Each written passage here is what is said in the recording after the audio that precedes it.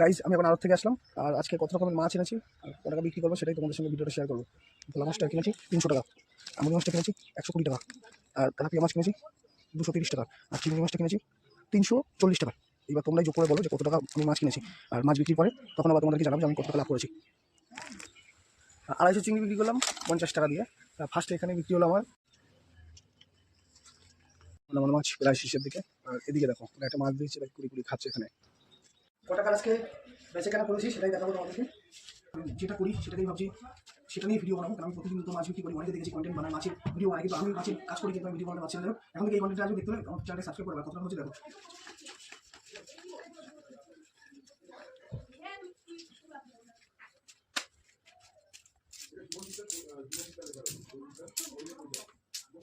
Guys আমি বলেছিলাম মাছ কিনেছি আমি 1040 টাকা, না আজকে আমার টোটাল আমি মাছটা বিক্রি করেছিল 1560 টাকা। তোমরা হিসাব করে কত হয়েছে, ঠিক আছে? Tata bye.